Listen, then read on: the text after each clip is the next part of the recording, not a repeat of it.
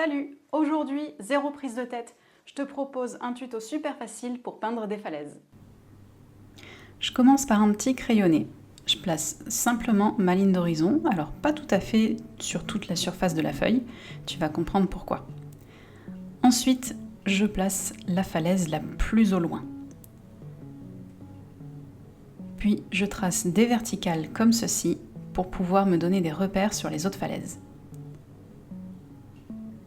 Un arc de cercle pour le premier plan. Je poursuis la première verticale parce que la falaise la plus proche sera un peu plus grande. Et je dessine le haut des falaises.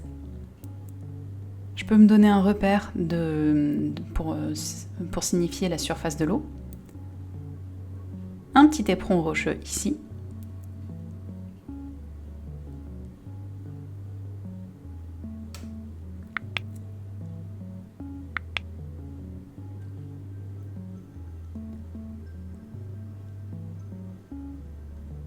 Puis je peux me donner quelques repères sur des petits éléments que je vais mettre sur les falaises. Par exemple, elles sont trop verticales, donc il faut que je fasse quelque chose d'un petit peu plus organique pour pouvoir signifier des rochers.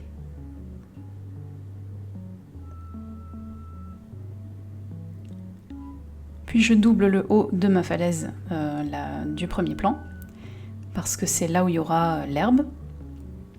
Je refais un petit peu mon premier plan là ici, et je sors une gomme mie-de-pain pour pouvoir gommer mon croquis pour ne laisser que le spectre de celui-ci.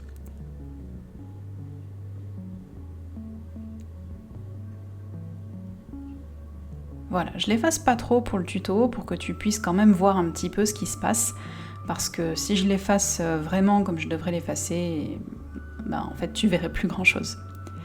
Avec un bleu céruléen bien dilué, je commence à faire le ciel. Je peux laisser apparaître un petit peu de blanc pour pouvoir suggérer des nuages.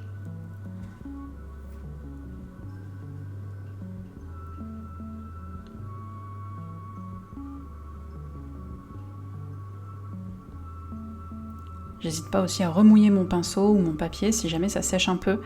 Au moment où j'enregistre ce tuto, il fait encore très chaud, donc c'est pas forcément simple de travailler comme ça.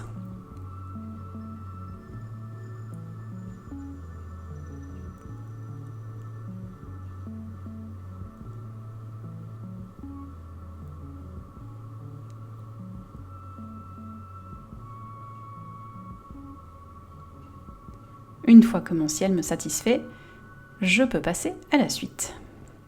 La suite, c'est quoi? Eh bien, c'est un petit peu de bleu outre-mer avec une toute petite pointe de gris de paint, mais vraiment à peine, pour pouvoir faire la mer.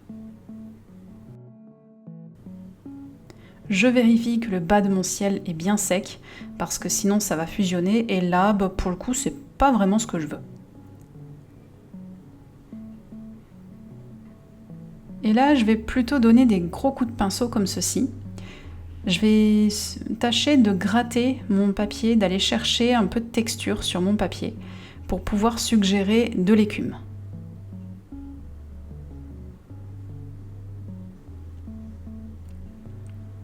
L'idée, c'est d'avoir un pinceau qui n'est pas complètement humide, mais pas totalement sec non plus.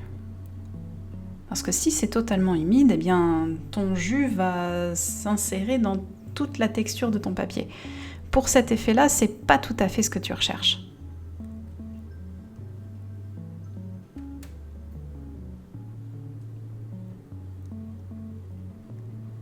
De la pointe de mon pinceau, je peux reprendre un petit peu de bleu outre-mer pur que je peux venir déposer par-ci par-là pour pouvoir suggérer une mer un petit peu plus profonde par certains endroits.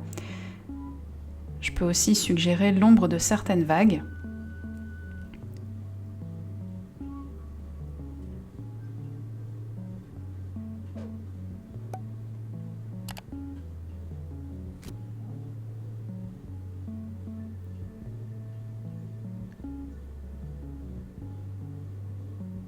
Voilà, l'idée dans des trucs comme ça, c'est plutôt de la suggestion que vraiment de la représentation de quelque chose de précis.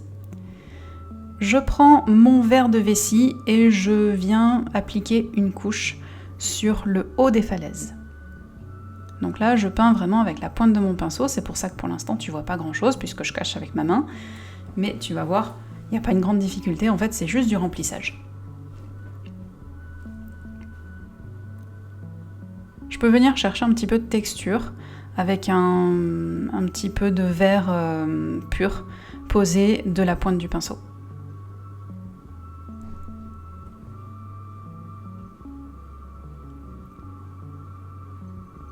Je peux mettre aussi quelques petites touches d'herbe dans les falaises.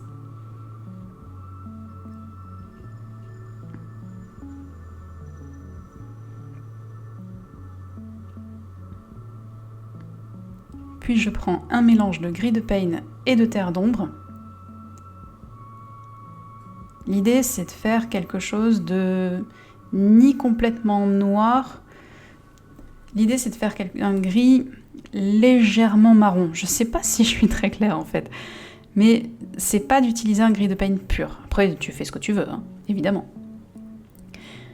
Puis je viens l'appliquer sur mes falaises. Donc tu vois que là encore je laisse quelques blancs apparaître. Ça va suggérer un petit peu de matière. L'idée c'est de ne pas faire quelque chose de trop lisse non plus pour les rochers.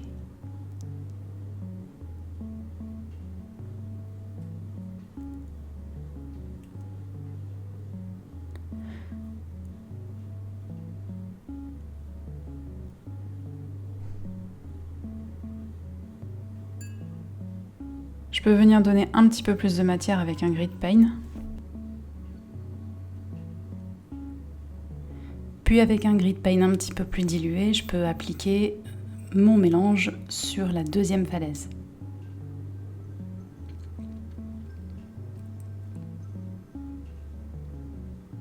Faut bien faire en sorte de mettre une délimitation entre les deux falaises. Donc là, tu vois que je viens tapoter un petit peu avec un mélange un petit peu plus soutenu en gris de pain pour pouvoir suggérer des rochers. Et je travaille aussi un petit peu dans le mouillé pour pouvoir aller chercher quelques fusions.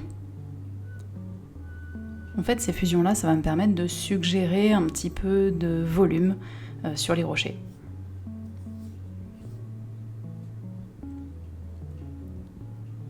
Puis j'ai enlevé un peu de ce mélange de pigments en tout cas avec un chiffon et je suis venue faire la toute dernière falaise. Je n'oublie pas de venir remplir le petit piton rocheux. Alors là, comme j'ai mis du bleu, il va falloir que je fasse quelque chose d'un petit peu plus soutenu. Voilà.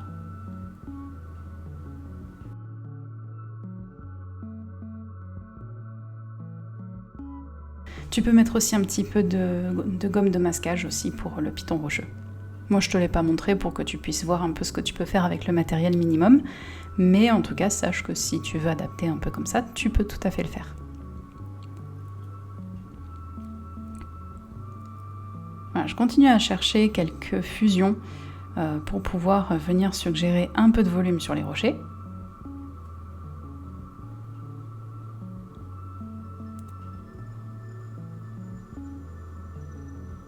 Et faire surtout une première falaise un petit peu plus soutenue que la deuxième pour pouvoir suggérer une perspective atmosphérique. Puis il est temps de s'occuper de ce premier plan. Alors pour le premier plan, eh bien, je vais faire une base de verre de vessie.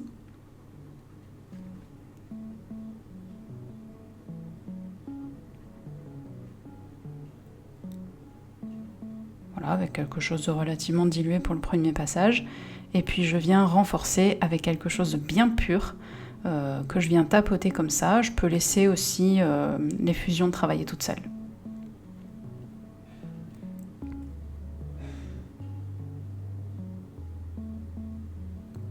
Puis là, tu me vois mélanger le verre de vessie avec le reste de bleu outremer. Ça va me permettre de faire un vert légèrement bleuté. Donc ça va me permettre de faire quelques variations dans le premier plan.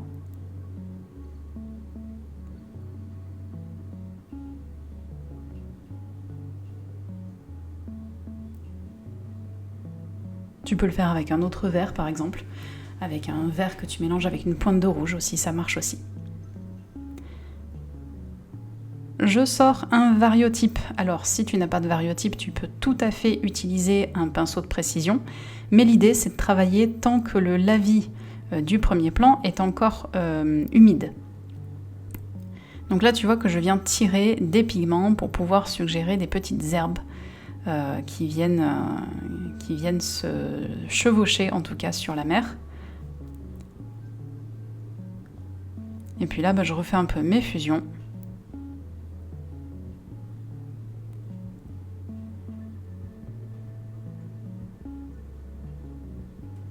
Je peux aussi tout à fait dessiner des traits verticaux pour pouvoir suggérer des feuilles, de la végétation un petit peu floue.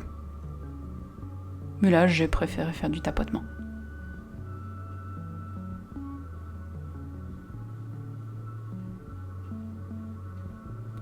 Ok, on attend que ça sèche. Et une fois que c'est sec, je vais venir faire quelques petites retouches sur le premier plan. Alors là, je vais carrément mettre un petit peu de gris de paint dans mon verre de vessie.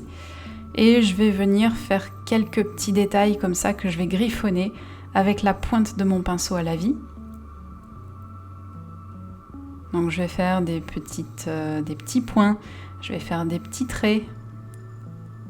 Je le tiens bien à la verticale pour pouvoir travailler vraiment sur la pointe de mon pinceau. Tu peux aussi tout à fait travailler avec un pinceau de précision si tu préfères. Mais là encore une fois, je te montre avec le pinceau à lavis pour te montrer que c'est tout à fait possible de travailler avec ce pinceau-là pour cet exercice.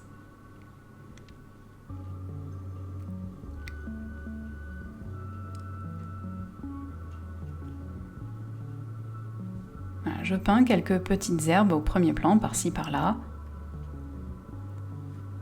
Si tu veux rajouter un petit peu de rouge ou un petit peu de jaune, c'est aussi le moment, tu peux le faire. Ou un peu de gouache blanche pour pouvoir suggérer quelques petites fleurs. Tu peux tout à fait le faire.